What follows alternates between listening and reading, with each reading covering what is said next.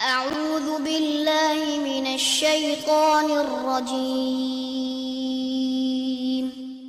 بسم الله الرحمن الرحيم الحمد لله رب العالمين والصلاة والسلام على نبينا محمد وعلى آله وصحبه أجمعين أما بعد۔ آج کا درس کتاب الفوائد کے تعلق سے ہے۔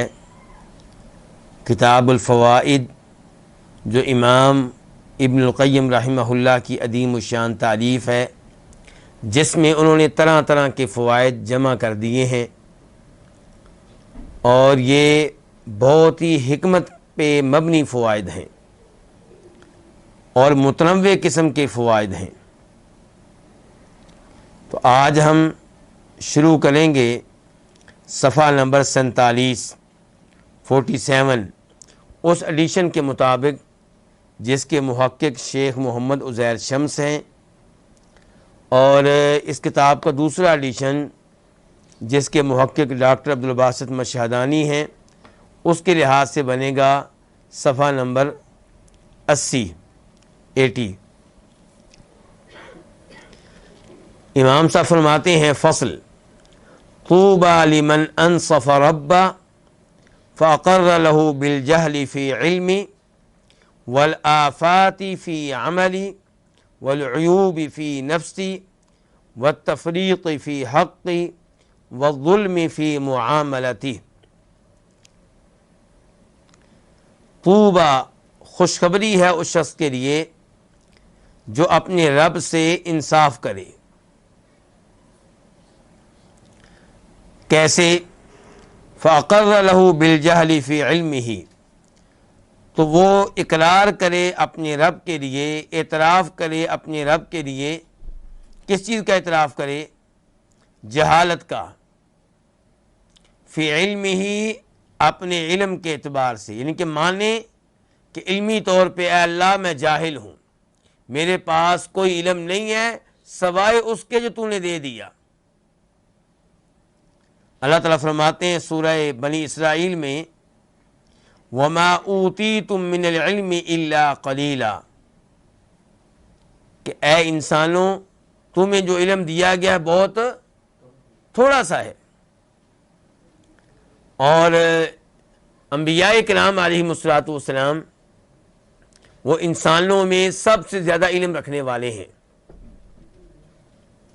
انسانوں میں سب سے زیادہ معلومات ان کے پاس ہوتی ہیں، ان کا علم بھی اللہ کے علم کے مقابلے میں کوئی حیثیت نہیں رکھتا۔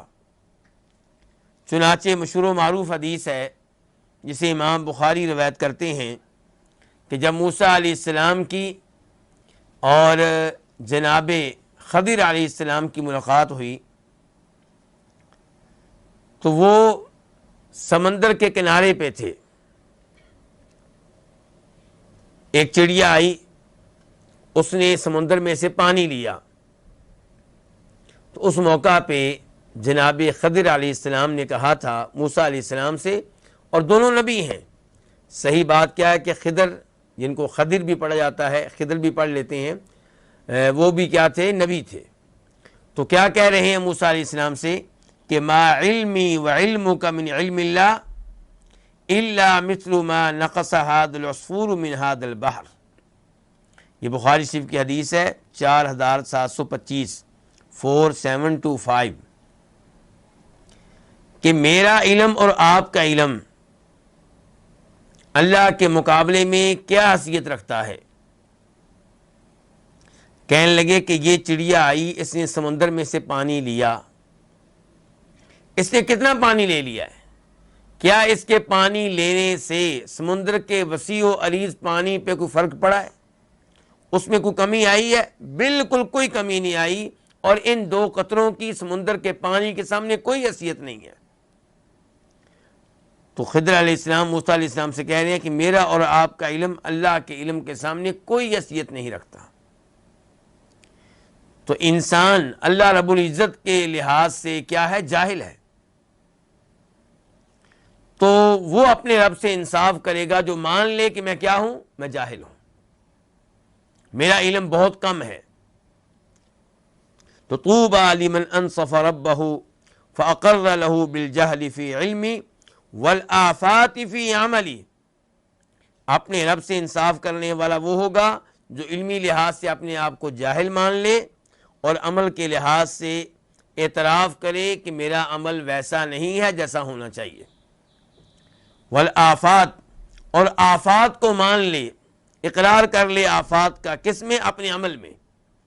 مان لے کہ میرے عمل میں بڑی کوتاہیاں ہیں، میرا عمل ویسے نہیں ہے، میری نماز ویسے نہیں ہے جیسے نبی علیہ الصلوۃ والسلام نے سکھائی تھی، اور آپ نے کہا تھا صلوا کما رأیتمونی اصلی، نماز اس طرح پڑھو جیسے تم نے مجھے نماز پڑھتے ہوئے دیکھا ہے۔ میرا حج اس طرح نہیں ہے جس طرح نبی علیہ الصلوۃ والسلام نے سکھایا تھا، میری عبادات ویسے نہیں ہیں جیسے شریعت میں مطلوب ہیں۔ اور پھر طریقے کے ساتھ ساتھ جب میں عبادت کرتا ہوں، عمل کرتا ہوں، اس میں کئی دفعہ ریاکاری کا حملہ ہو جاتا ہے، کئی دفعہ اللہ رب العزت سے توجہ ہٹ جاتی ہے۔ تو انصاف کرنے والا جو ہوگا وہ مانے گا اپنی جہالت کو، والآفات فی عملہ، اور مانے گا اپنے عمل میں آفات کو، والعیوب فی نفسہ، انصاف کرنے والا اپنے نفس میں کیا مانے گا؟ عیوب، میرے نفس میں کئی عیب ہیں، مجھ میں کئی کوتاہیاں ہیں۔ مثال کے طور پہ مجھ میں کیا پایا جاتا ہے؟ حسد پایا جاتا ہے، کینہ پایا جاتا ہے، بغض پایا جاتا ہے۔ اللہ رب العزت کے بارے میں ویسی محبت نہیں ہے جیسی ہونی چاہیے، اللہ رب العزت کا ویسا خوف نہیں ہے جیسا ہونا چاہیے۔ والتفریط فی حقہ، تو اللہ رب العزت سے انصاف کرنے والا وہ ہوگا جو اقرار کر لے التفریط، تفریط کا معنی کیا ہوتا ہے؟ کمی کوتاہی، جو کمی کوتاہی کا اعتراف کر لے فی حقہ، اللہ تعالیٰ کے حق میں۔ اور یہ بھی ممکن ہے کہ اس سے مراد ہو اپنے حق میں، کہ میں اپنے حق میں کیا کر رہا ہوں؟ کمی کوتاہی کر رہا ہوں، جیسے اللہ تعالیٰ کی عبادت کرنی چاہیے میں ویسے نہیں کر رہا، جیسے اللہ تعالیٰ کے حقوق ادا کرنے چاہیے میں ادا نہیں کر رہا، تو یہ میں اپنے اوپر ظلم کر رہا ہوں، اپنے حق میں کمی کوتاہی کر رہا ہوں۔ والظلم فی معاملتہ، اور وہ کیا مان لے؟ یہ مان لے کہ وہ ظلم کر رہا ہے فی معاملتہ، اپنے معاملے میں۔ تو یہ ہوگا اپنے رب سے انصاف کرنے والا جو ان تمام چیزوں کا اعتراف کر لے۔ فَإِنْ آخَذَهُ بِذُنُوبِهِ رَأَى عَدْلَهُ، اگر اللہ اس کو پکڑے اس کے گناہوں کی وجہ سے، اگر اللہ اس کو پکڑے اس کے گناہوں پہ، تو رَأَى عَدْلَهُ، تو وہ دیکھے اللہ کے عدل کو، یعنی کہ اللہ اگر اس کو سزا دے، کسی بیماری میں مبتلا کر دے اس کے گناہوں کی وجہ سے، مالی طور پہ نقصان پہنچے اس کے گناہوں کی وجہ سے، اللہ اس کا بیٹا واپس لے لے اس کے گناہوں کی وجہ سے، تو یہ نہ سوچے کہ میرے اوپر رب نے بڑا ظلم کیا ہے، ایک ہی میرا مکان تھا وہ بھی اللہ نے لے لیا ہے، ایک ہی گاڑی تھی وہ بھی لے لی ہے، بڑی مشکل سے گاڑی حاصل کی تھی، بڑی مشکل سے مکان بنایا تھا، بلکہ یقین رکھے کہ اللہ نے میرے اوپر کوئی ظلم نہیں کیا، بلکہ اللہ نے میرے ساتھ عدل والا معاملہ کیا ہے۔ وَإِن لَّمْ يُؤَاخِذْهُ بِهَا، اور اگر اللہ اس کا مواخذہ نہ کرے بِهَا، ان گناہوں پہ، تو رَأَى فَضْلَهُ، پھر کیا دیکھے؟ اللہ کا فضل، پھر یہ سوچے کہ میں گناہ کر رہا ہوں پھر بھی اللہ کی نعمتیں مجھ پہ برس رہی ہیں، لوگ میری عزت کرتے ہیں، صحت مجھے ملی ہوئی ہے، اولاد میری موجود ہے، گھر میں رونقیں لگی ہوئی ہیں، تو سمجھے کہ یہ اللہ کا عدل نہیں ہے بلکہ اللہ کا کیا ہے؟ فضل ہے۔ یہ نہ کہے کہ جناب والا چونکہ میں نمازیں پڑھتا ہوں، چونکہ میں تلاوتیں کرتا ہوں، چونکہ میں نے عبادات کا حق ادا کر دیا ہے اس لیے مجھے سب کچھ مل رہا ہے۔ نہیں نہیں نہیں نہیں، تمہاری عبادات، تمہارے اذکار، تمہاری تلاوتیں، تمہارے صدقات، یہ تو اللہ تعالیٰ کی ان نعمتوں کا شکر بھی نہ بن سکے جو اللہ نے پہلے سے کر رکھی ہیں۔ ان کی وجہ سے نئی نعمتیں کیا ملیں گی، ان کی قیمت کے طور پہ نئی نعمتیں کیا ملیں گی؟ ہاں یہ سبب بنتی ہیں، یہ عبادات، یہ شکر، یہ تقوی، یہ پرہیزگاری سبب ہے نئی نعمتیں ملنے میں، لیکن قیمت نہیں ہے۔ تو یہاں پہ وہ آیت ذہن میں آئے گی کیا، وما اصابکم من مصیبت فبما کسبت ایدیکم ویعفو عن کثیر، کہ تمہارے اوپر جو بھی مصیبتیں آ رہی ہیں، جو بھی ٹینشنیں آ رہی ہیں، تمہارے گناہوں کی وجہ سے آ رہی ہیں، اور اللہ رب العزت تمہارے اکثر گناہوں کو نظر انداز کر دیتا ہے، ان کی وجہ سے مواخذہ نہیں کرتا، اسی لیے اللہ کی نعمتیں برس رہی ہیں۔ آپ دیکھ لیں کہ اللہ کی عبادت کرنے والے لوگ کم ہیں، اللہ کا شکر ادا کرنے والے لوگ کم ہیں، لیکن اللہ سب کو رزق دے رہا ہے، اللہ سب پہ اپنی نعمتیں برسا رہا ہے، تو یہ کیا ہے؟ اللہ کا فضل ہے۔ وَإِنْ عَمِلَ حَسَنَةً رَآهَا مِن مِّنَّتِهِ وَصَدَقَتِهِ عَلَيْهِ فَإِنْ قَبِلَهَا فَمِنَّةٌ وَصَدَقَةٌ ثَانِيَةٌ۔ اللہ اکبر۔ وَإِنْ عَمِلَ حَسَنَةً، اگر یہ انسان، یہ بندہ کوئی نیکی کرے، کیا کرے؟ تلاوت کرے، سبحان اللہ کہے، لا الہ الا اللہ کہے، اللہ کی راہ میں 10 روپے دے، اللہ کی راہ میں 1 ریال دے، نماز پڑھ لے، نفل پڑھ لے، کوئی نیکی کرے تو رآہا، اس نیکی کو خیال کرے، اس نیکی کو سمجھے، من منتہ وصدقتہ علیہ، اللہ کے احسانات اور اللہ کے صدقے میں سے علیہ، اپنے اوپر، یعنی کہ یہ نہ سمجھے کہ 5 وقت کی نمازیں پڑھ کے میں نے اللہ پہ احسان کیا ہے۔ نماز کے وقت ساری دکانیں کھلی ہوتی ہیں، میں اپنی دکان بند کر کے جاتا ہوں، خود بھی نماز پڑھتا ہوں، ملازمین کو بھی میں بھیجتا ہوں، یہ میں اللہ پہ احسان کر رہا ہوں۔ اور ایسا کرنے والے کئی لوگوں کے دلوں میں ایسی باتیں آتی ہیں۔ نہیں، نیکی آپ نے کی ہے اور یہ سمجھے کہ اللہ کا میرے اوپر احسان ہے، اللہ نے مجھے توفیق دی ہے، اللہ نے میرے اوپر یہ انعام کیا ہے۔ فَإِن قَبِلَهَا، یہ نیکی جو آپ نے کی، یہ نماز جو آپ نے پڑھی، یہ صدقہ جو آپ نے کیا، اگر اللہ اس کو قبول کر لے، فَمِنَّةٌ وَصَدَقَةٌ ثَانِيَةٌ، تو پھر یہ اللہ کا دوسرا احسان ہے، دوسرا صدقہ ہے۔ کتنی حکمت پہ مبنی باتیں ہیں امام ابن القیم رحمہ اللہ کی طرف سے۔ اللہ تعالیٰ نے کہا نا، یمنون علیک ان اسلموا قل لا تمنوا علی اسلامکم بل اللہ یمن علیکم ان ہداکم للایمان ان کنتم صادقین، کہ نبی علیہ الصلوۃ والسلام پہ احسان جتاتے ہیں کہ جی ہم مسلمان ہوئے، آپ کا کلمہ پڑھ لیا، آپ کے دین کو اختیار کر لیا۔ اللہ نے کہا تمہارا احسان نہیں، یہ میرا تمہارے اوپر احسان ہے کہ میں نے تمہیں ایمان لانے کی توفیق بخشی ہے۔ دیکھیں ان کے میرے جیسا انسان، آپ جیسا انسان، اللہ نے کتنا بڑا انعام ہم پہ کیا۔ اللہ نے ہمیں وہ دولت دی جو امریکی صدر کے پاس بھی نہیں ہے۔ ایمان کی دولت کیا اس کے پاس ہے؟ نہیں ہے۔ اور دنیا سمجھتی ہے کہ اس وقت پوری دنیا میں سب سے زیادہ عظیم انسان کون ہے؟ امریکی صدر، کیونکہ اس کے نیچے سپر پاور ہے، اس کے نیچے بہت بڑی فوج ہے، اس کے نیچے بہت زیادہ ہتھیار ہیں، اس کے نیچے ایک دنیا ہے، اس کی بات ماننے والے کئی بادشاہ ہیں، اس کی بات ماننے والے کئی وزیر اعظم ہیں، اور دنیاوی لوگوں کی نگاہوں میں وہ ایک عظیم انسان ہے۔ لیکن آپ دیکھیے کہ اللہ کی نگاہوں میں آپ کو یہ مقام ملا ہے کہ اللہ نے ایمان جیسی دولت کے لیے آپ کو منتخب کیا ہے اور اس کو منتخب نہیں کیا۔ تو یہ کیا ہے؟ اللہ تعالیٰ کا بہت بڑا کیا ہے؟ انعام ہے۔ تو توفیق دینا نیکی کرنے کی، اسلام قبول کرنے کی، کلمہ پڑھنے کی، توحید اختیار کرنے کی، یہ اللہ کا احسان۔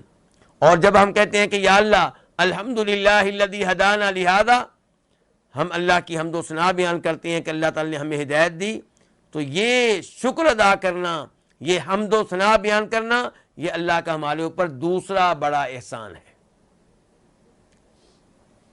ابراہیم علیہ السلام، اسماعیل علیہ السلام بیت اللہ تعمیر کر رہے ہیں، کیا اپنا گھر تھا کہ اللہ کا گھر تھا؟ تو کیا کہہ رہے ہیں؟ ربنا تقبل منا۔ وہ شہنشاہ قبول نہ کرے تو کیا کر لیں گے؟ تو اللہ نے انہیں توفیق دی اللہ اپنا گھر بنانے کی، اور پھر وہ اللہ سے دعا کر رہے ہیں کہ یا اللہ ایک نیکی اور کر ہمارے ساتھ، وہ یہ کہ ہماری یہ نیکی جو ہم کر رہے ہیں، یہ تو نے ہمارے ساتھ نیکی کی ہے کہ ہم یہ نیکی کر رہے ہیں، یا اللہ یہ نیکی قبول کر لے۔ وَإِن رَدَّهَا، اور اگر اللہ اس نیکی کو کیا کر دے، نماز آپ نے پڑھی، اللہ نے قبول نہیں کی، رد کر دی۔ اللہ کی راہ میں مال آپ نے دیا، اللہ نے رد کر دیا، قبول نہیں کیا۔ آپ نے حج کیا، اللہ نے رد کر دیا، قبول نہیں کیا۔ وَإِن رَدَّهَا، اگر اللہ اس کو رد کر دے تو کیوں؟ فَلِكَوْنِ مِثْلِهَا لَا يَصْلُحُ أَن يُوَاجَهَ بِهِ، تو اس لیے کیونکہ اس طرح کی نیکی لا یصلح، اس قابل نہیں ہے، اس لائق نہیں ہے کہ ان یواجہ بہ، کہ ایسی نیکی کے ساتھ اللہ کا سامنا کیا جائے۔ نماز آپ نے پڑھی، پوری توجہ آپ کی اپنی دکان پہ رہی، پوری توجہ آپ کی بیگم اور بچوں پہ رہی، پوری توجہ آپ کی کھیلوں پہ رہی، تو اللہ رب العزت تو مستغنی ہے، بے نیاز ہے۔ تو اللہ نے اگر اس کو رد کیا ہے تو اس میں قصور آپ کا ہے۔ یہ نہیں کہنا کہ اللہ نے ظلم کیا ہے میرے اوپر، میں نمازیں پڑھتا رہا 60 سال 50 سال، اللہ نے سب ریجیکٹ کر دیے، نہیں، قصور آپ کا تھا۔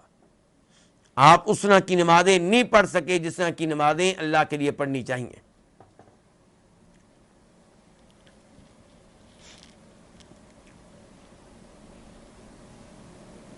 وَإِنْ عَمِلَ سَيِّئَةً، تو یہ سوچ، یہ خیالات، یہ کیا ہے اللہ رب العزت کے ساتھ بندے کا کیا ہے؟ انصاف۔ یہ کیا ہے؟ نیکی کی تو نیکی کریں تو کہیں اللہ کا انعام، اور پھر اللہ قبول کر لے تو کہیں یہ اللہ کا دوسرا انعام، یہ آپ اللہ کے ساتھ انصاف کر رہے ہیں۔ اور اگر آپ نیکی کریں اللہ ریجیکٹ کر دے تو کہیں قصور میرا ہے۔ یہ ہے بندے کا اللہ کے ساتھ انصاف۔ لیکن عام طور پہ بندے انصاف نہیں کرتے، اللہ کے بارے میں غلط سوچیں اپنے ذہن میں رکھتے ہیں۔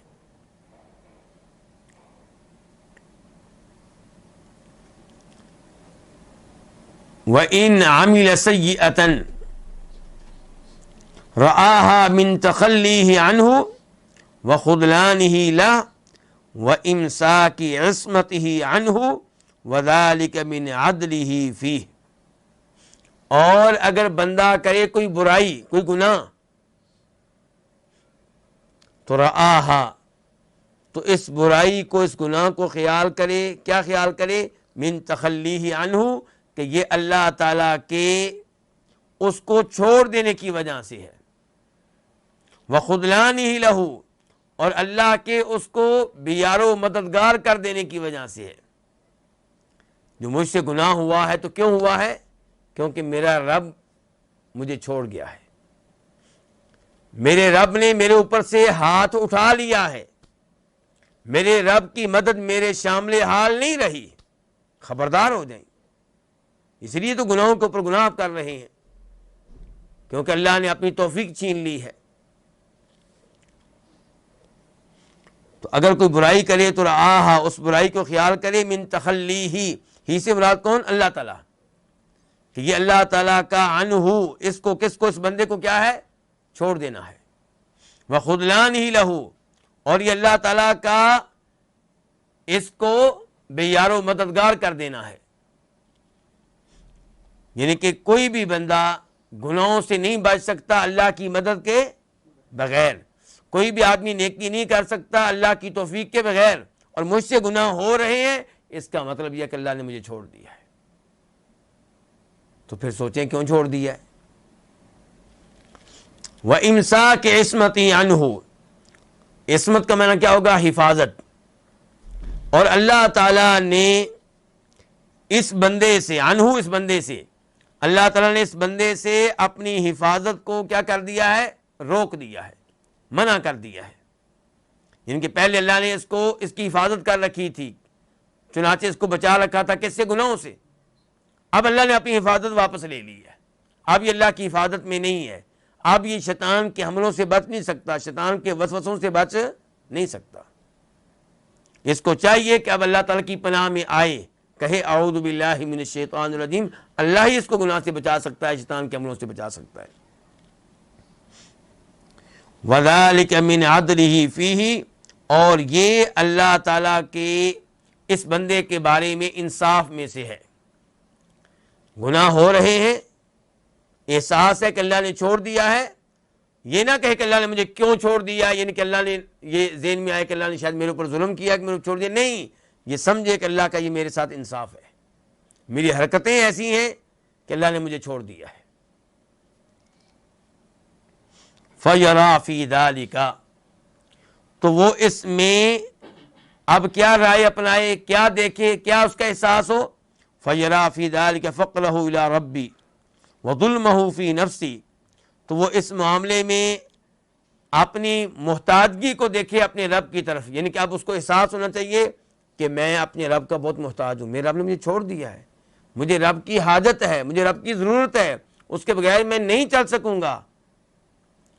فَيَرَى فِي ذَلِكَ، تو اس میں دیکھے فقرہ، اپنا محتاج ہونا، کس کی طرف، اپنے رب کی طرف، وَظُلْمَهُ فِي نَفْسِهِ، اور وہ اس میں دیکھے اپنا ظلم کرنا کس پہ، اپنے آپ پہ، یعنی کہ ایک تو یہ خیال کرے کہ میں نے اپنے اوپر ظلم کیے ہیں، دوسرا یہ خیال کرے کہ میں اپنے رب کا انتہائی محتاج ہوں۔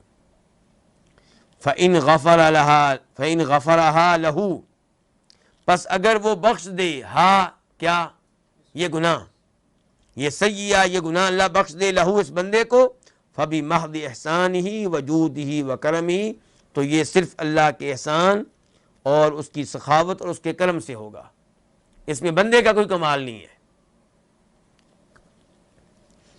وَنُقْطَةُ الْمَسْأَلَةِ وَسِرُّهَا، اس مسئلے کا نقطہ اور اس مسئلے کا راز کیا ہے، جن کی اتنی تفصیلات آپ کو بتائی ہیں، اب خلاصہ کیا ہے، اس کا مین مقصد کیا ہے، اس مسئلے کا نقطہ کس کو کہتے ہیں، دقیق علمی مسئلے کو، دقیق علمی مسئلے کو کہتے ہیں۔ تو وہ کیا ہے کہ انہ لا یری ربہ الا محسنا، کہ بندہ اپنے رب کو صرف اور صرف کیا خیال کرے، محسن، کہ اللہ تو میرے ساتھ نیکی کر رہا ہے، اللہ میرے ساتھ احسان کر رہا ہے، لیکن ہو کیا رہا ہے کہ ولا یری نفسہ الا مسیئا او مفرطا او مقصرا، کہ انسان اپنے رب کو نہ خیال کرے مگر محسن، اور اپنے آپ کو نہ خیال کرے مگر کیا، مسیء، کہ میں خود برا ہوں، میں برائیوں کا ارتکاب کرنے والا ہوں، او مفرطا او مقصرا، یا اپنے آپ کو خیال کرے کمی کوتاہی کرنے والا۔ اللہ کے بارے میں کیا عقیدہ اپنائے کہ اللہ میرے ساتھ کیا ہے، احسان کرنے والا، اور میں کیا ہوں، اللہ کے ساتھ برائی کرنے والا، اللہ کی نعمتوں پہ گناہوں کی شکل میں بدلہ دینے والا، اللہ کے حق میں کمی کوتاہی کرنے والا، اللہ کے حقوق میں ادا نہیں کرتا، 5 نمازیں نہیں پڑھتا، پڑھتا ہوں تو 4 پڑھ لیتا ہوں، کبھی 3 پڑھ لیتا ہوں، زکوٰۃ پوری نہیں دیتا، اللہ کے حقوق صحیح معنوں میں ادا نہیں کر رہا۔ فَيَرَى كُلَّ مَا يَسُرُّهُ مِنْ فَضْلِ رَبِّهِ عَلَيْهِ وَإِحْسَانِهِ إِلَيْهِ، چنانچہ بندہ خیال کرے ہر اس چیز کو جس سے اسے خوشی حاصل ہو، کس کو خوشی حاصل ہو، بندے کو، ہر وہ چیز جو انسان کو خوش کر دے، ہر وہ چیز جس سے انسان کو خوشی حاصل ہو، اسے وہ خیال کرے کیا، من فضل ربہ علیہ، اپنے رب کا اپنے اوپر فضل، وَإِحْسَانَهُ إِلَيْهِ، اور اپنے رب کا اس سے کیا، احسان، جو بھی خوشی ملے آپ کہیں گے رب کا فضل ہے اور کچھ نہیں ہے۔ قارون والا انداز نہیں ہونا چاہیے، قال انما اوتیتہ علی علم عندی، قارون نے کہا تھا میرے یہ خزانے کیوں ہیں بلا، میرا علم، میری ڈگریاں، میرا تجربہ، میری محنت، یہ مقام مجھے ایسے نہیں مل گیا، یہ مال مجھے ایسے نہیں مل گیا۔ جبکہ سلیمان علیہ السلام نے کیا کہا تھا، ملکہ سبا کا عرش ایک لمحے میں پہنچا ہے، اور یہ بہت بڑی بات ہے، تو کیا کہا، ھذا من فضل ربی، یہ میرے رب کا میرے اوپر فضل ہے، یہ نہیں کہا کہ میرا کمال ہے، یہ نہیں کہا کہ یہ میں جو مراقبہ کرتا ہوں، جو چلے کاٹتا ہوں، یہ اس کا نتیجہ ہے، نہیں کہا یہ میرے رب کا میرے اوپر فضل ہے۔ اور رب فضل کیوں کر رہا ہے، یہ لیبلونی اشکر ام اکفر، اللہ میرا امتحان لے رہا ہے، اللہ دیکھ رہا ہے کہ میں ان نعمتوں کے ملنے پہ اللہ کا شکر ادا کرتا ہوں یا ناشکری کرتا ہوں. وَكُلَّمَا يَسُوهُ مِن ذُنُوبِهِ وَعَدْلِ اللَّهِ فِيهِ. اس کلّہ کا عطف ہے پچھلے کلّہ پہ، یعنی کہ فَيَرَا كُلَّ مَا يَسُوهُ، اور بندہ خیال کرے ہر اس چیز کو جو اسے بری لگتی ہے. اس کو کیا خیال کرے؟ من ذنوبہ، اپنے گناہوں کی طرف سے، اور وعدل اللہ فیہ، اور اللہ کا عدل اس کے بارے میں. یعنی کہ نیکیاں ملیں تو کہے کہ میرا کمال نہیں، اللہ کا فضل، اللہ کا احسان ہے. اور جو بھی غم ملے، جو بھی ٹینشن ملے، کسی نے گالی دے دی، کسی نے بے عزتی کر دی، کسی نے آپ کے پیسے چھین لیے، ڈاکہ پڑ گیا، چوری ہو گئی، بیماری لگ گئی، جو بھی بری چیز آئے تو سمجھے کہ یہ نتیجہ ہے میرے گناہوں کا.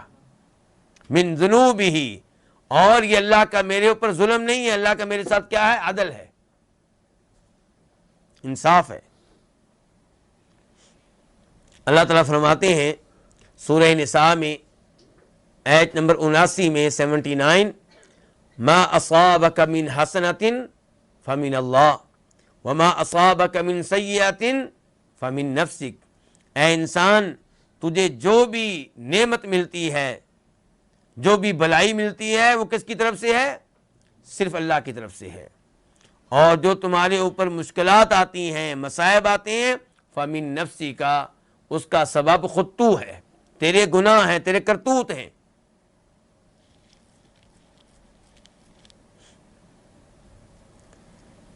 امام صاحب فرماتے ہیں المحبون اذا خربت منازل احبابهم قالوا سقيا لسكانها، کہ محبت کرنے والے جب ان کے محبوبوں کے گھر خراب ہو جائیں، تباہ ہو جائیں، تو کیا کہتے ہیں؟ المحبون قالوا، محبت کرنے والے جب کہ ان کے محبوبوں کے گھر تباہ ہو جائیں تو کیا کہتے ہیں؟ سقیا لسکانہا، کہ ان گھروں میں رہنے والوں کو ہم پانی پلائیں گے، ہم کھانا کھلائیں گے، ہم ان کا خیال رکھیں گے.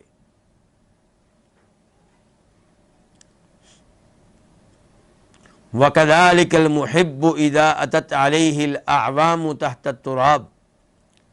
اسی طرح یہ پہلے اصول بتایا دنیا کا، امام صاحب نے اصول بتایا کن کا؟ دنیا میں کیا ہوتا ہے کہ جب محبوب کا گھر خراب ہو جائے تو محبت کرنے والا کہتا ہے ٹینشن نہیں لینی، پریشان نہیں ہونا، آپ کا میں خیال رکھوں گا کیونکہ میں آپ سے محبت کرتا ہوں. اب کہتے ہیں اللہ تعالیٰ کے معاملے کی طرف آ جائیں. وَكَذَلِكَ الْمُحِبُّ إِذَا أَتَتْ عَلَيْهِ الْأَعْوَامُ تَحْتَ التُّرَابِ. اسی طرح محبت کرنے والا جب اس پہ کئی سال گزر جائیں، تحت التراب، کہاں؟ مٹی کے نیچے، قبر میں جا چکا ہے. کہاں پہنچ چکا ہے؟ قبر میں. اسی طرح محبت کرنے والا جب اس پہ مٹی کے نیچے کئی سال گزر جائیں، ذکر حینئذ حسن طاعتہ لہ فی الدنیا، تو اس وقت وہ یاد کرتا ہے، یاد رکھتا ہے حسن طاعتی لہ فی الدنیا، دنیا میں اس کی اپنے رب کے لیے بہترین اطاعت کو، وتوددہ الیہ، اور اس کے اللہ رب العزت کے محبوب بن جانے کو، یعنی کہ اللہ کی محبت حاصل کرنے کی کوشش کرتا تھا، دنیا میں بہترین انداز میں اللہ کی اطاعت کرتا تھا.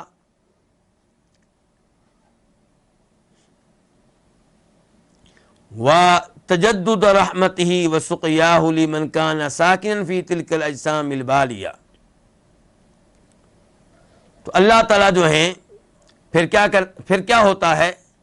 اللہ تعالیٰ کی رحمتیں نئے سے نئے انداز میں ہوتی ہیں. وسقیاہ، اور اللہ تعالیٰ اس کو پلاتے ہیں اس کو لمن کان ساکنًا فی تلک الاجسام الوالیہ، جو ان بوسیدہ اجسام میں رہ رہا ہوتا ہے، بوسیدہ اجسام میں ہے، اور دنیا میں جب تھا تو اللہ کی بہترین اطاعت کرتا رہا، اللہ کا محبوب بندہ بننے کی کوشش کرتا رہا۔ اب کیا ہے، اللہ رب العزت اس کا خیال رکھتے ہیں، قبر میں اس پہ رب کی رحمتیں نازل ہوتی ہیں، اللہ تعالیٰ اس سے اپنی نعمتوں سے نوازتے ہیں۔ فائدہ،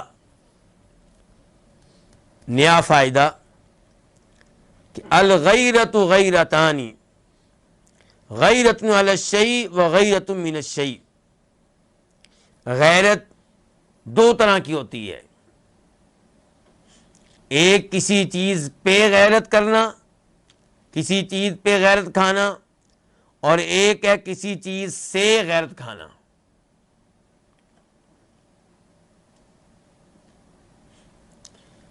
انسان مثال کے طور پہ اپنی بیوی پہ غیرت کھاتا ہے، تو بیوی کیا ہو گئی، وہ چیز جس پہ انسان غیرت کھاتا ہے۔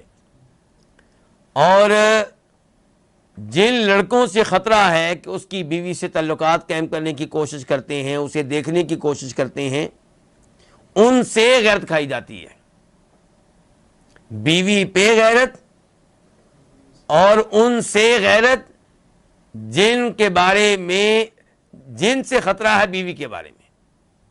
تو ایک ہوتی ہے کسی چیز پہ غیرت اور ایک ہے کسی چیز سے غیرت۔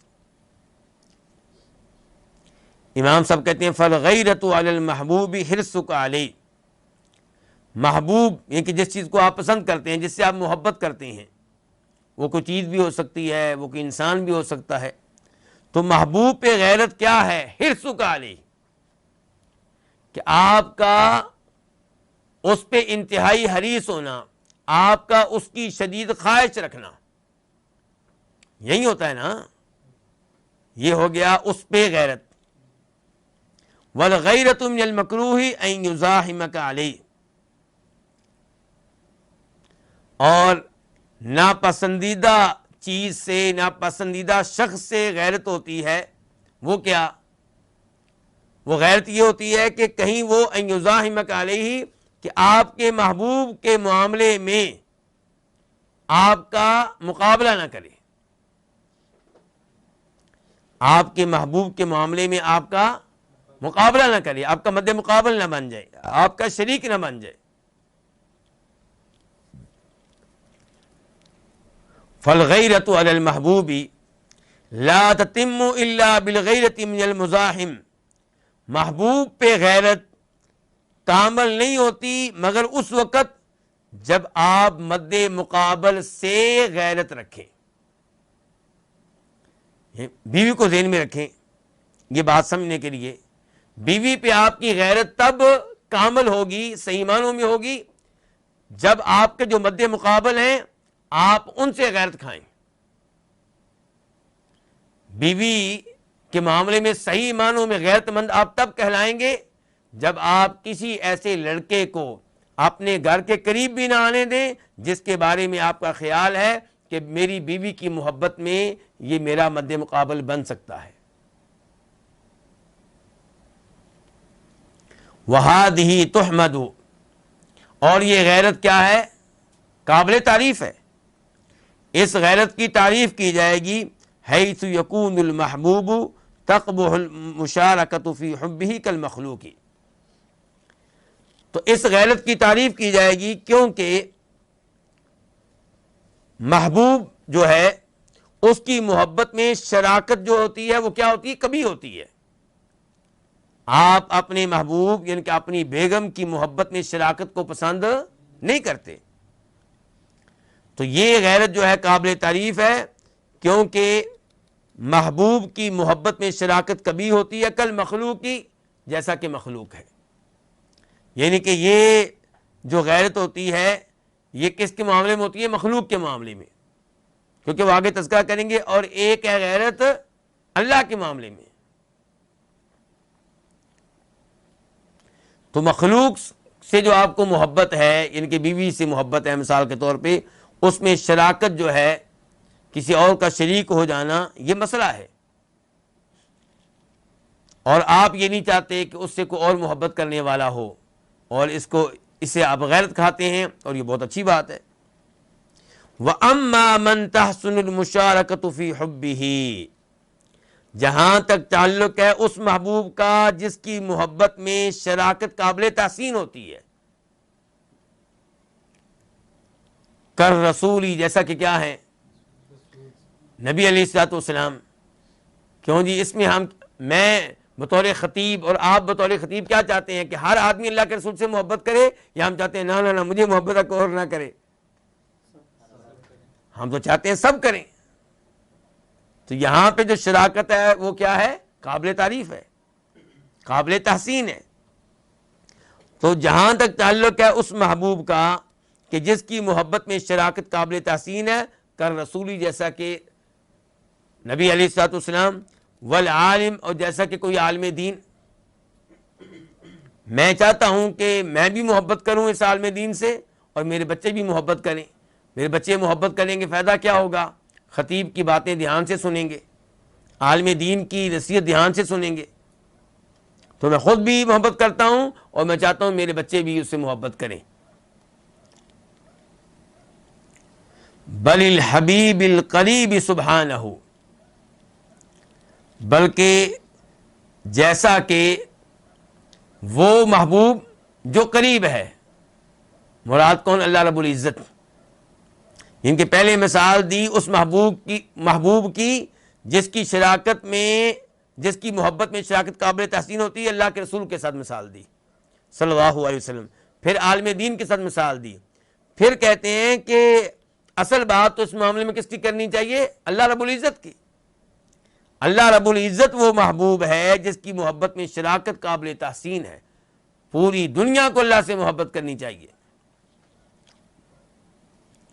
فلا يتصور غیرت المزاحمت علیہ، تو اس پہ مزاحمت والی غیرت، مقابلے والی غیرت کا تصور نہیں کیا جا سکتا۔ جی، بیوی کے معاملے میں تصور ہے، تصور کیا بلکہ غیرت بنتی تب ہے، کامل ہی تب غیرت ہوتی ہے جب آپ یہ چاہیں کہ اس سے میں محبت کروں اور اس سے کوئی اور محبت کرنے والا نہیں ہونا چاہیے۔ لیکن اللہ تعالیٰ کے معاملے میں ایسا نہیں ہوگا۔ اگر وہاں پہ ایسا ہے تو وہ کیا ہوگا پھر؟ بل ہوا حسد، وہ حسد ہوگا۔ یعنی کہ آپ اللہ تعالیٰ سے محبت کرتے ہیں، اللہ کے رسول سے محبت کرتے ہیں، اور محبت کرے تو آپ کو غیرت آتی ہے، یہ تو آپ کا حسد ہے پھر۔ یعنی کہ آپ چاہتے ہیں کہ یہ نعمت اس کے پاس نہ رہے۔ کون سی نعمت؟ اللہ سے محبت کرنے والی نعمت۔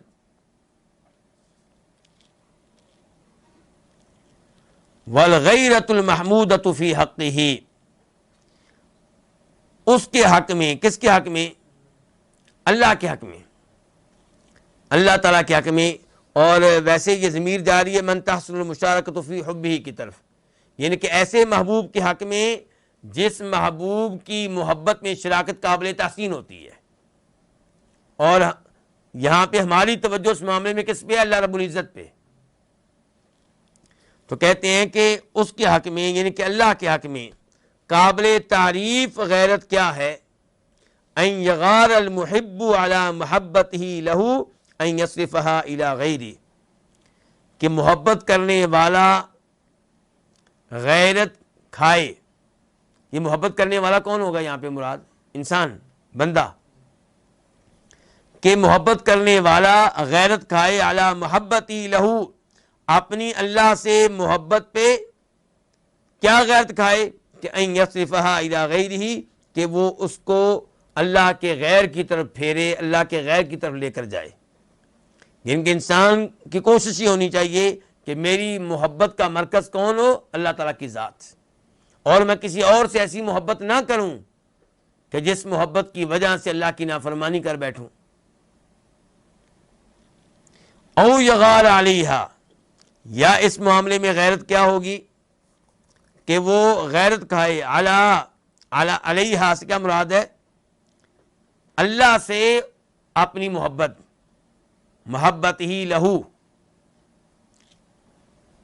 او یغار یا غیرت کھائے علیہا اپنی اللہ کے بارے میں محبت پہ غیرت یہ کھائے کہ ان یطلع علیہ الغیر، کہ اس پہ کوئی غیر مطلع ہو، فیفسدھا علیہ تو وہ اس کو اس پہ فاسد کر دے. یعنی کہ یہاں پہ یہ غیرت بھی ہونی چاہیے کسی اور کو پتہ نہ چلے، کسی اور کو پتہ نہ چلے. مثال کے طور پہ آپ صدقہ کرنے لگے ہیں تو اللہ کو پتہ چلے کہ میں صدقہ کر رہا ہوں، کسی اور کو پتہ نہ چلے. او یغار علی اعمالہ یا غیرت کھائے اپنے اعمال پہ. غیرت کس چیز سے کھائے؟ ان یکون فیہا شیء لغیر محبوبہ، کہ اس کے اعمال میں سے کوئی بھی چیز اس کے محبوب کے علاوہ کسی اور کے لیے ہو. یعنی کہ ہر عمل کس کے لیے ہو؟ محبوب حقیقی کے لیے، اللہ رب العزت کے لیے.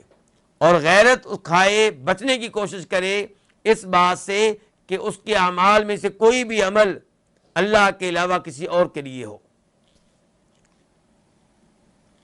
او یغار علیہا یا وہ غیرت کھائے اپنی اس محبت پہ جو اسے اللہ تعالیٰ سے ہے. غیرت کس چیز سے کھائے؟ ان یشوبہا اس چیز سے کھائے کہ ان یشوبہا کہ اس محبت میں آمیزش ہو جائے، ملاوٹ ہو جائے، ما یکرہ محبوبہ ان چیزوں کی جن چیزوں کو ناپسند کرتا ہے کون؟ اس کا محبوب. یہ کیا چیزیں ہیں جی؟ من ریاء ریاکاری، دکھلاوا، او اعجاب یا خود پسندی، غرور، عبادت کا غرور، تلاوت کا غرور، او محبت لاشراف غیرہ علیہا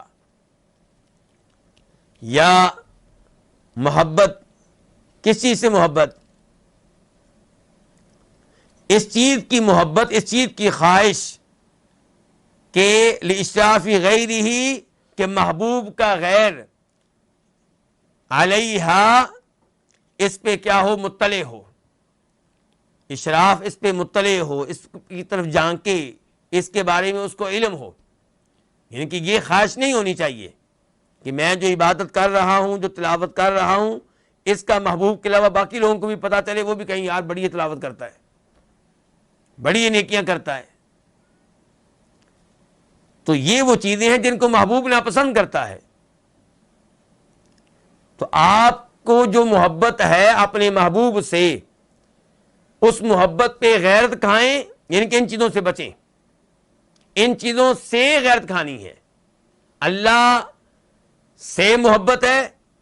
اللہ سے محبت کا مطلب یہ ہے کہ آپ اللہ کے حریص ہیں، اللہ کے انتہائی خواہش مند ہیں، اور جن چیزوں سے آپ نے بچنا ہے وہ یہ چیزیں ہیں.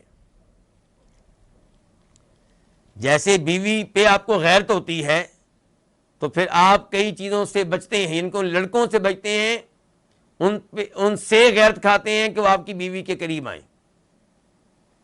تو ایسے اللہ سے آپ کو محبت ہے، تو اب آپ نے غیرت کن چیزوں سے کھانی ہے؟ ان چیزوں سے کھانی ہے. وہ بتا رہے ہیں امام صاحب، ان چیزوں سے آپ نے بچنا ہے.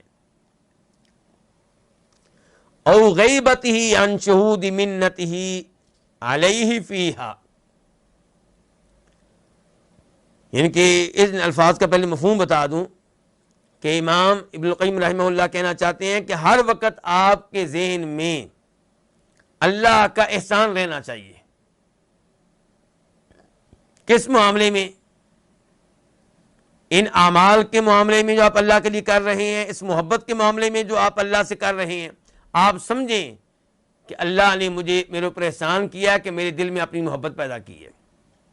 اللہ نے میرے اوپر احسان کیا ہے کہ اللہ تعالیٰ مجھے اپنے لیے نیک اعمال کرنے کی توفیق دیتا ہے. تو یہ چیز آپ کے ذہن میں رہے، ہر وقت آپ کو اس کا احساس رہے. یہ چیز آپ کے ذہن سے غائب نہ ہو. غائب ہو جانا اس چیز کا یہ خطرناک ہے. اس سے آپ غیرت کھائیں، یہ مرحلہ نہیں آنا چاہیے، یہ سوچ نہیں آنی چاہیے۔ کہتے ہیں او غیبتہ عن شہود منتی، شہود کا معنی کیا ہوگا؟ دیکھنا، احساس رکھنا۔ منتی علیہ، اللہ تعالیٰ کا جو احسان ہے، علیہ اس بندے پہ، اللہ کا جو احسان ہے اس بندے پہ، اس احسان کو دیکھنے سے کیا ہو جانا؟ غفلت برتنا۔ تو اس معاملے میں غفلت نہیں برتنی، ہر وقت یہ احساس آپ کے ذہن میں رہنا چاہیے۔ وہ بالجملہ، بالجملہ سے مراد کیا ہوگا؟ خلاصہ کلام۔ فغیرتہ، تو اس کی غیرت تقاضا کرتی ہے، کس کی غیرت؟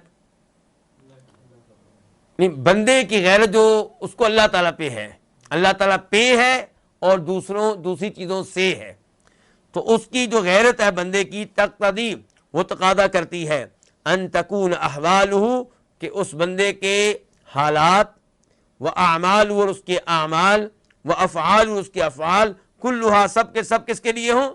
اللہ تعالیٰ کے لیے ہوں، یعنی کہ غیر اللہ کے لیے نہ ہوں، کسی اور کے لیے نہ ہوں۔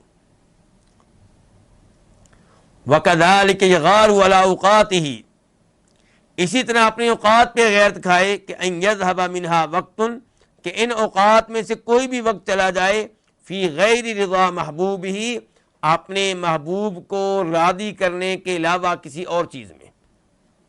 تو اپنے اوقات کو بھی بچائیں، آپ کے سارے اوقات اللہ تعالیٰ کے لیے ہوں، آپ کے اعمال اللہ تعالیٰ کے لیے ہوں، آپ کے حالات اللہ تعالیٰ کے لیے ہوں۔ فَهَذِهِ الْغَيْرَةُ مِنْ جِهَةِ الْعَبْدِ، یہ غیرت کس کی طرف سے ہوتی ہے؟ بندے کی طرف سے ہوتی ہے۔ وَهِيَ غَيْرَةٌ مِنَ الْمُزَاحِمِ لَهُ الْمُعَوِّقِ الْقَاطِعِ لَهُ عَنْ مَرْضَاتِ مَحْبُوبِهِ، اور یہ جو غیرت ہے یہ کس سے ہے؟ کس سے؟ من المزاحم لہو، یہ غیرت اس سے ہوگی جو اس کا اس معاملے میں کیا بنے گا؟ مد مقابل بنے گا۔ المعوقی، جو رکاوٹ بنے گا، القاطع لہو، جو اس کو کاٹنے والا ہوگا، کس چیز سے؟ اپنے محبوب کی رضا سے۔ یعنی کہ آپ جب اللہ سے محبت کرتے ہیں تو ان تمام چیزوں سے دور رہیں جو اللہ تعالیٰ کی محبت میں کیا بنے؟ رکاوٹ بنے، جو آپ کو اللہ تعالیٰ کی محبت اور اللہ تعالیٰ کی رضا سے کاٹ دینے کا سبب بنے۔ اچھا، یہ تو ہو گئی بندے کی طرف سے غیرت۔ اب محبوب کی طرف سے غیرت کیا ہوگی؟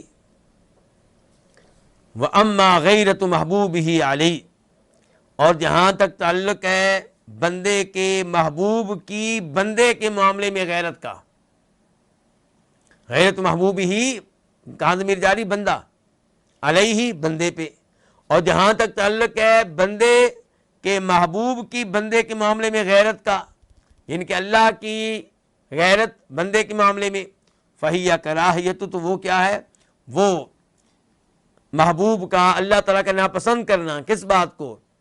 ان ينصرف قلبہ، کہ بندے کا دل پھر جائے، ان محبتہ، اللہ کی محبت سے، الی محبت غیرہ، غیر اللہ کی محبت کی طرف، بحیث یشارکہ فی حبہ، اس لحاظ سے کہ وہ اس کو شریک بنا لے رب کی محبت میں۔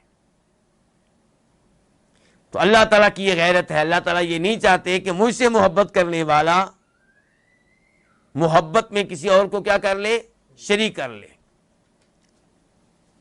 وَلِہَذَا، اسی لیے، کانت غیرت اللہ، اس لیے اللہ تعالیٰ کی غیرت کیا ہے؟ ان یأتی العبد ما حرم علیہ، کہ بندہ آئے، بندہ ارتکاب کرے ان امور کا جو بندے پہ حرام کر دیے گئے ہیں۔ یہ اللہ تعالیٰ کی غیرت ہے، اللہ کو اس پہ غیرت آتی ہے، اللہ اس کو ناپسند کرتے ہیں۔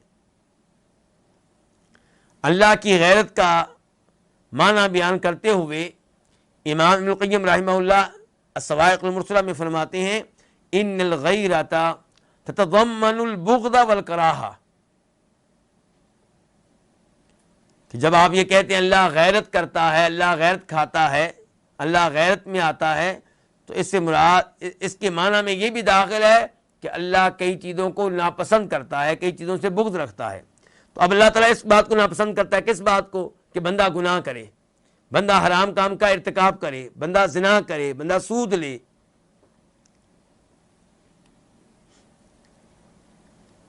اور اس گفتگو سے آپ کو یہ بھی احساس ہو چکا ہوگا کہ غیرت اللہ کی صفات میں سے ایک صفت ہے، اور اس کا تذکرہ بہت سی احادیث میں آیا ہے۔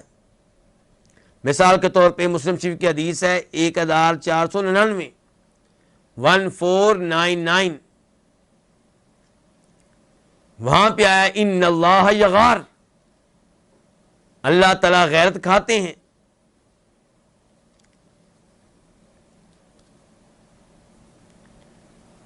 وہ حدیث ہے نا جس میں آیا کہ صحابی نے کہا اللہ کے رسول علیہ الصلوۃ والسلام سے کہ اللہ کے رسول، اگر میں اپنی بیوی کو دیکھوں کہ وہ کسی غیر مرد کے ساتھ تعلق قائم کیے ہوئے ہے تو میں کیا کروں؟ میں اس کو قتل کروں؟ قتل کروں گا تو آپ لوگ مجھے بعد میں اس کے بدلے میں قتل کر دیں گے، میں کیا کروں؟ تو تب آپ نے کہا تھا کہ یہ صحابی بڑی غیرت والے ہیں اور میں ان سے زیادہ غیرت مند ہوں، اور اللہ تعالیٰ مجھ سے بھی زیادہ، سب سے زیادہ غیرت کھانے والے ہیں۔ تو غیرت اللہ کی صفات میں سے کیا ہے؟ صفت ہے۔ تو اسی کی وضاحت کر رہے ہیں یہاں پہ، کہتے ہیں وَلِهَذَا كَانَتْ غَيْرَةُ اللَّهِ، اللہ تعالیٰ کی غیرت کیا ہے؟ اللہ تعالیٰ کس بات سے غیرت کھاتے ہیں؟ کہ أَن يَأْتِيَ الْعَبْدُ مَا حُرِّمَ عَلَيْهِ، کہ بندہ ارتکاب کرے اس کام کا جو کام اس پہ کیا کیا گیا ہے؟ حرام کیا گیا ہے۔ وَلِأَجْلِ غَيْرَتِهِ سُبْحَانَهُ حَرَّمَ الْفَوَاحِشَ مَا ظَهَرَ مِنْهَا وَمَا بَطَنَ، اور اپنی غیرت کی وجہ سے ہی اللہ تعالیٰ نے حرام قرار دیا ہے الفواحش، کن کو؟ بے حیائی کے کاموں کو، ما ظہر منہا، بے حیائی کے کام جو ظاہر ہوں ان کو بھی حرام قرار دیا ہے، وما بطن، اور جو پوشیدہ ہوں ان کو بھی اللہ نے حرام قرار دیا ہے۔ لأن الخلق عبیدہ وإماؤہ، کیونکہ مخلوق جو ہے وہ کیا ہے؟ وہ اللہ کے بندے ہیں اور اللہ کی بندیاں ہیں۔ مرد اللہ کے بندے ہیں اور عورتیں اللہ کی کیا ہیں؟ بندیاں ہیں۔ فَهُوَ يَغَارُ عَلَىٰ إِمَائِهِ، تو اللہ تعالیٰ اپنی بندیوں پہ غیرت کھاتا ہے، كَمَا يَغَارُ السَّيِّدُ عَلَىٰ جَوَارِهِ، جیسے کوئی بھی مالک غیرت کھاتا ہے اپنی لونڈیوں پہ۔ کسی آدمی کی لونڈیاں ہوں 3 4، وہ نہیں چاہتا کہ یہ لونڈیاں جن سے میں تعلق قائم کرتا ہوں ان سے کوئی اور مرد تعلق قائم کرے۔ تو اللہ رب العزت بھی اپنے بندوں اور بندیوں پہ غیرت کھاتے ہیں۔ اللہ تعالیٰ نہیں چاہتے کہ یہ حرام کاموں کا ارتکاب کریں، یعنی کہ شیطان کی بات مانیں اور اللہ کو ناراض کریں، اللہ کو یہ پسند نہیں ہے۔ وَلِلَّهِ الْمَثَلُ الْأَعْلَىٰ، اور اللہ تعالیٰ کے لیے تو بہت اونچی مثال ہے، یعنی کہ مثال پہلے دی ہے، پھر کہا اللہ تعالیٰ کے لیے بہت اونچی مثال ہے۔ اصول یہ ہوا کرتا ہے کہ اگر کوئی ایسا وصف ہے جو کمال کا ہے تو وہ اللہ تعالیٰ میں بدرجہ اولا پایا جاتا ہے۔ وَيَغَارُ عَلَىٰ عَبِيدِهِ، اور اللہ تعالیٰ اپنے بندوں پہ غیرت کھاتا ہے، ان تکون محبتہم لغیرہ، غیرت کس بات سے اللہ تعالیٰ کھاتا ہے؟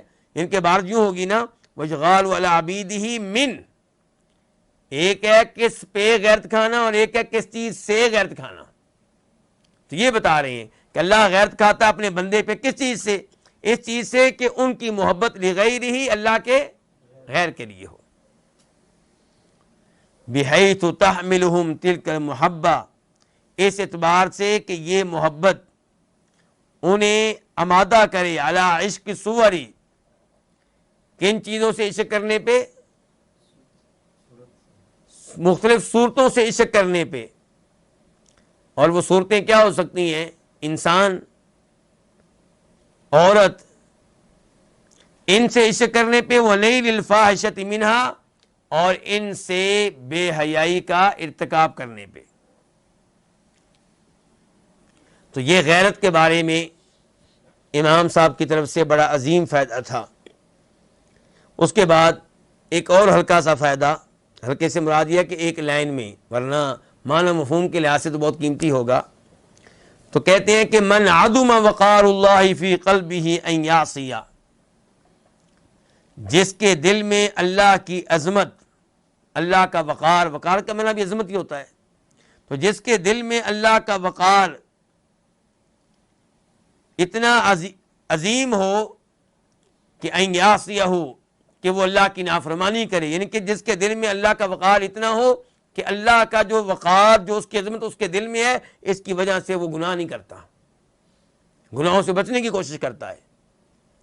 تو جس کے دل میں اللہ کا وقار عظیم ہو، اس بات سے زیادہ عظیم ہو کہ اللہ کی نافرمانی کرے، وقرہ اللہ، اللہ تعالیٰ اس کو عظیم بنا دیتے ہیں، اللہ تعالیٰ اس کو جلیل بنا دیتے ہیں، فی قلوب الخلق، مخلوق کے دلوں میں، مخلوق کے دلوں میں اللہ اس کو عظیم بنا دیتے ہیں۔ کس بات سے؟ ان یضلوہ، اس بات سے زیادہ عظیم بنا دیتے ہیں کہ وہ بندے اس کو ذلیل کر سکیں، یعنی کہ آپ کے دل میں اللہ کا وقار اتنا ہے کہ آپ اس وقار کی وجہ سے اللہ کی نافرمانی نہیں کرتے، کیونکہ اللہ کا بڑا عظمت ہے آپ کے دل میں۔ تو اللہ تعالیٰ اس کے بدلے میں کیا کرتے ہیں؟ اللہ تعالیٰ مخلوق کے دلوں میں آپ کو اتنا عظیم بنا دیتے ہیں کہ کوئی آپ کی بے عزتی کرنے کی جرت نہیں کرتا۔ اس کا مطلب یہ کہ اگر آپ کو عزت چاہیے تو اللہ کی نافرمانیوں سے بچیں۔ اگر لوگوں کے دلوں میں آپ ہیبت چاہتے ہیں، مقام و مرتبہ چاہتے ہیں، تو پھر کیا کریں؟ آپ اپنے دل میں اللہ کی عظمت کو پیدا کریں، وہ عظمت اتنی عظیم، اتنی زیادہ ہو کہ آپ گناہ کا تصور بھی نہ کریں۔ بطور انسان کبھی گناہ ہو بھی جائے تو آپ شرمندہ ہوں، رو رہے ہوں، کانپ رہے ہوں، اور آئندہ گناہ سے دور رہنے کا پختہ عزم رکھتے ہوں۔ اس کے بعد امام صاحب کہتے ہیں اذا علقت شروس المعرفت فی ارض القلب نبتت فیہ شجرۃ المحبہ فاذا تمکنت وقویت اثمرت الطاعہ فلا تزال الشجرہ تؤتی اکلہا کل حین باذن ربہا، کہ جب دل کی زمین میں معرفت کی جڑیں لگ جائیں، دل کی زمین میں معرفت کی جڑیں کیا ہو جائیں؟ کس کی معرفت؟ اللہ تعالیٰ کی معرفت۔ جب دل میں اللہ کی معرفت پیدا ہو جائے، تو جب دل کی زمین میں معرفت کی جڑیں لگ جائیں، نبتت فیہ شجرۃ المحبہ، تو اس دل میں محبت کا درخت جو ہوتا ہے وہ کیا ہوتا ہے؟ وہ یعنی کہ بڑھ جاتا ہے، کھڑا ہو جاتا ہے، نکل آتا ہے۔ پہلے جڑیں تھیں زمین کے اندر، کیا تھی؟ جڑیں کہاں ہوتی ہیں؟ زمین کے اندر، تو پھر پودا باہر نکلتا ہے نا۔ تو جس دل میں اللہ کی معرفت کی جڑیں جو ہیں وہ لگ جائیں تو وہاں سے محبت کا جو درخت ہے وہ اگتا ہے۔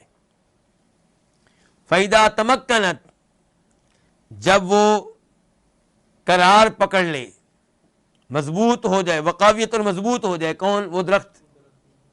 کیونکہ شروع میں تو خطرہ ہوتا ہے نا کہ یہ گر جائے گا، ہوا سے گر سکتا ہے، کسی کے دھکیلنے سے گر سکتا ہے، لیکن جب وہ کیا ہو جائے؟ قرار پکڑ لے، وقاویت اور مضبوط ہو جائے، تو اثمرت الطاعہ، تو یہ محبت کا درخت پھل لے کر آتا ہے، کس چیز کا؟ اطاعت کا۔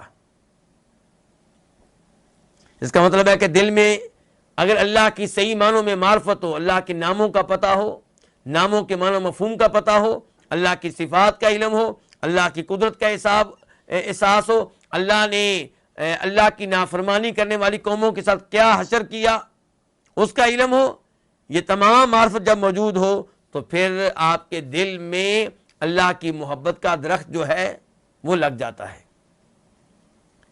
معرفت پھر محبت۔ اب یہ محبت کا درخت کیا کرتا، جب لگ جاتا ہے تو پھر اس کے اوپر جو پھل لگتا ہے وہ کس کا ہوتا ہے؟ اطاعت کا۔ اب آپ اللہ کی اطاعت کرنے لگ جاتے ہیں۔ اس کا مطلب یہ ہے کہ یہ محبت جھوٹی ہے. آپ کہیں مجھے اللہ سے بڑی محبت ہے اور نماز پڑھتے نہ ہو, اللہ سے بڑی محبت ہے رمضان کے 30 روزے رکھنے کے لیے تیار نہ ہو, اللہ سے بڑی محبت ہے اور اللہ نے جن کاموں کو حرام قرار دیا ہے وہاں آپ ان کی طرف بھاگ بھاگ کر جاتے ہوں. اور کہاں گئی اللہ کی محبت؟ محبت جو ہوتی ہے وہ انسان کو گناہوں سے روکتی ہے. محبت انسان کو اپنے محبوب کی اطاعت کرنے پہ آمادہ کرتی ہے. لو کنت صادقا فی حبہ لاطاعتہ ان المحب لمن یحب مطیع. کہ اگر آپ دعوی محبت میں سچے ہوتے تو جو آپ کا محبوب ہے اس کی آپ بات مانتے, کیونکہ دنیا کا اصول ہے کہ محبت کرنے والا اپنے محبوب کی اطاعت کیا کرتا ہے. تو اب یہ درخت لگ گیا جی محبت کا, اور پھل آ رہا ہے کس کا؟ اطاعت کا. فلا تزال الشجرۃ, تو اب یہ درخت جو ہے تؤتی اکلھا, مسلسل پھل دیتا رہے گا. کتنے گھنٹے؟ 24 گھنٹے. کل حین, ہر مہینے, ہر ہفتے. باذن ربھا, اپنے رب کے حکم سے یہ درخت جو ہے ہر وقت پھل دیتا رہے گا. یعنی کہ یہ محبت کا درخت ہر وقت آپ کو اطاعت پہ لگائے رکھے گا. یہ نہیں کہ ایک دن جوش آیا, یہ رمضان میں جوش آیا, شوال میں اطاعت غائب ہو گئی, نہیں. پھر یہ درخت ہمیشہ لگا رہے گا اور ہمیشہ پھل دیتا رہے گا. اس کا پھل موسمی نہیں ہوگا. یہ نہیں ہوگا کہ گرمیوں میں پھل لگتا ہے یا سردیوں میں لگتا ہے, نہیں. اس درخت کا پھل جو ہوگا پورے سال کا پھل ہوگا.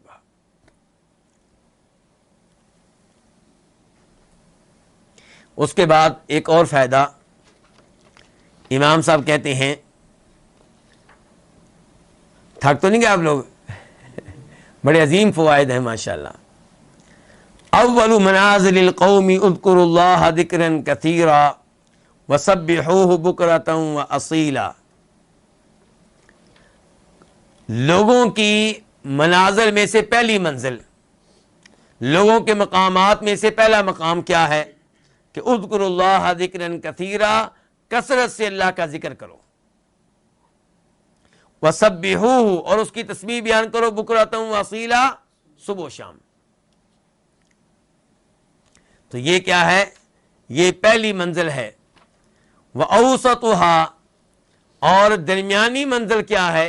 درمیانہ مقام کیا ہے؟ کہ هو الذی یصلی علیکم وملائکتہ لیخرجکم من الظلمات الی النور. یعنی کہ پہلی جو آیت تھی یہ کیا تھی؟ سورہ احزاب آیت نمبر 41 42 41 42. اب اس کے بعد ہی باقی سب آیتیں بھی اس کے بعد آ رہی ہیں. درمیانی منزل کیا ہے اب؟ کہ هو الذی یصلی علیکم, اللہ تعالیٰ تم پہ صلاۃ بھیجتا ہے. آپ نے جب اللہ کے ذکر کو اپنا اوڑھنا بچھونا بنا لیا, صبح و شام آپ اللہ کی تسبیح بیان کرتے ہیں, اللہ کا ذکر کرتے ہیں, اب ملے گا کیا؟ کہ اللہ تعالیٰ تم پہ کیا کرے گا؟ صلاۃ بھیجے گا. وملائکۃ, اس کے فرشتے بھی صلاۃ بھیجیں گے. کیوں؟ لیخرجکم, تاکہ تم کو نکالے, من الظلمات, تاریکیوں سے, الی النور, روشنی کی طرف. اچھا جی, صلاۃ اللہ بھی بھیجتا ہے کس پہ؟ بندوں پہ. اس کا مطلب یہ ہوا کہ اللہ تعالیٰ صلاۃ صرف نبی علیہ السلام پہ نہیں بھیجتا, اللہ باقی بندوں پہ بھی صلاۃ بھیجتا ہے, اور اللہ کے فرشتے بھی صلاۃ بھیجتے ہیں. اچھا, اللہ کی صلاۃ کیا ہے؟ بخاری شریف میں آتا ہے کہ ابو العالیہ کہتے ہیں, تابعی ہیں, اللہ کی صلاۃ کا مطلب کیا ہے؟ کہ اللہ تعالیٰ اپنے مقدس فرشتوں میں بندے کی تعریف کرتا ہے, بندے کا تذکرہ خیر کرتا ہے. تو جب آپ اللہ کا ذکر کریں گے کثرت کے ساتھ, اللہ آپ کا تذکرہ خیر کرے گا مقرب فرشتوں میں. اور یہیں سے وہ حدیث یاد آتی ہے جس میں اللہ تعالیٰ کہتے ہیں, حدیث قدسی ہے, کہ جب بندہ میرا تذکرہ کرتا ہے اپنے دل میں تو میں اسے یاد کرتا ہوں فی نفسی, اپنے نفس میں.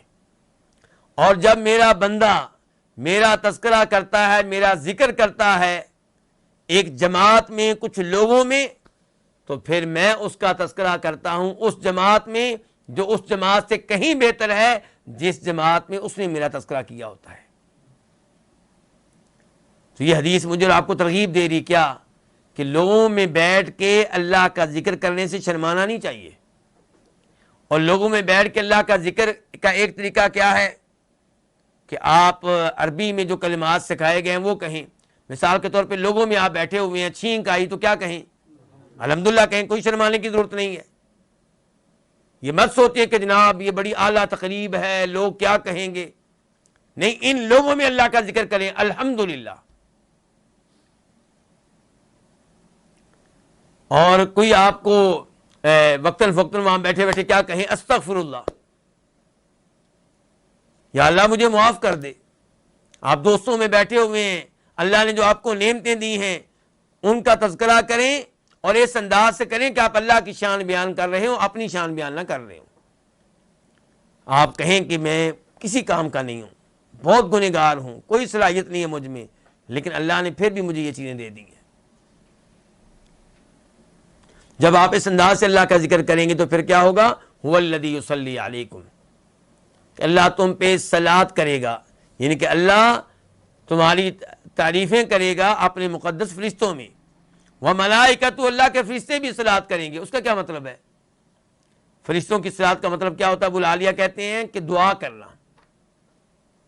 اور اس کی وضاحت ایک حدیث میں آتی ہے, بخاری شریف کی حدیث, آپ سب نے کئی دفعہ سنی ہوگی, کہ ان الملائکۃ تصلی علی احدکم ما دام فی مصلی ما لم یحدث اللہم اغفر لہ اللہم ارحمہ, کہ بندہ نماز پڑھنے کے بعد جب اپنی نماز کی جگہ پہ بیٹھا رہے اور بے وضو نہ ہو, کوئی جرم نہ کرے, کوئی گناہ نہ کرے, بے وضو نہ ہو, جب تک ادھر بیٹھا رہے گا فرشتے اس پہ صلات, اس کے لیے صلات کرتے رہیں گے.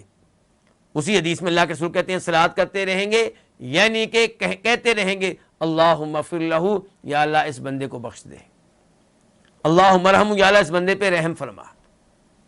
تو یہ ہے فرشتوں کی صلات. اچھا, نتیجہ کیا نکلے گا اللہ کی صلات کا؟ کہ اللہ نے اوپر تذکرہ تو کر دیا ہمارا, لیکن ہمیں کیا ملا؟ فرمایا اللہ تعالیٰ تمہیں تاریکیوں سے نکال کے روشنی کی طرف لے کر آئے گا, اندھیروں سے نکال کے, گمراہیوں سے نکال کے اللہ تعالیٰ دین کی روشنی کی طرف لے کر آئے گا. حق راستہ آپ کے لیے واضح ہو جائے گا. وآخرها, اور آخری جو منزل ہے, آخری جو مقام ہے وہ کیا ہے؟ تحیتہم یوم یلقونہ سلام. تحیتہم, ان کی دعا, یعنی کہ ایسے بندوں کی دعا, یوم یلقونہ, جس دن وہ اس سے ملیں گے. کس سے ملیں گے؟ اللہ تعالیٰ سے. یعنی کہ روز قیامت جب اللہ تعالیٰ سے ملیں گے, ان کی آپس میں دعا کیا ہوگی؟ سلام. ایک دوسرے کو کیا کہہ رہے ہوں گے؟ سلام. یہ کیا تھی؟ سورہ احزاب کی آیت نمبر 44, 44. اور یہیں سے آپ دوسری آیت میں چلے جائیں, دعواہم فیہا سبحانک اللہم وتحیتہم فیہا سلام, کہ اہل جنت جنت میں ہوں گے تو ان کی دعا کیا ہوگی؟ سبحانک اللہم, پاک ہے تو اے اللہ. یہ بار بار کہہ رہے ہوں گے. وتحیتہم فیہا سلام, اور آپس میں ایک دوسرے کو دعا کیسے دیں گے؟ سلام کہہ کے. اور فرشتے بھی یہی کچھ کریں گے. فرشتے جنتیوں کو جنت میں کیا کہہ رہے ہوں گے؟ سلام علیکم, تم پہ سلام ہو. اور اللہ بھی سلام کہے گا.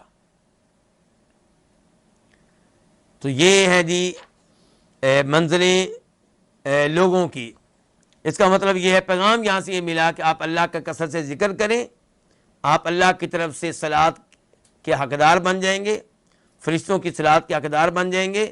اور پھر روز قیامت کیا ہوگا کہ آپ کو سلام کہا جا رہا ہوگا. اس کا مطلب ہے کہ آپ سلامت رہیں گے روز قیامت ہر طرح کے عذاب سے, ہر طرح کی تکلیف سے, ہر طرح کی پریشانی سے.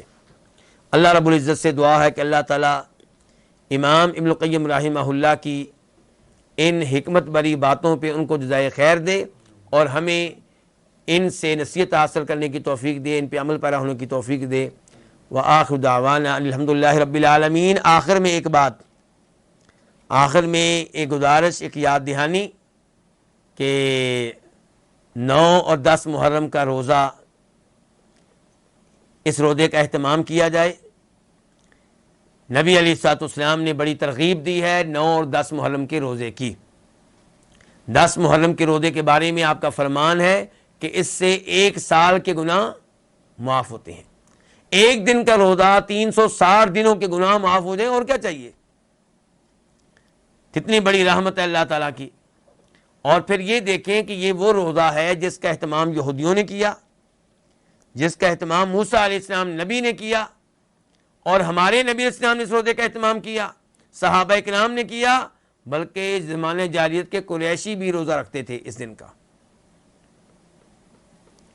تو یہ بہت ہی عظیم دن ہے، اور یہ دن، اس کی شہرت کیا ہے، اس کی پہچان کیا ہے؟ روزہ رکھنا۔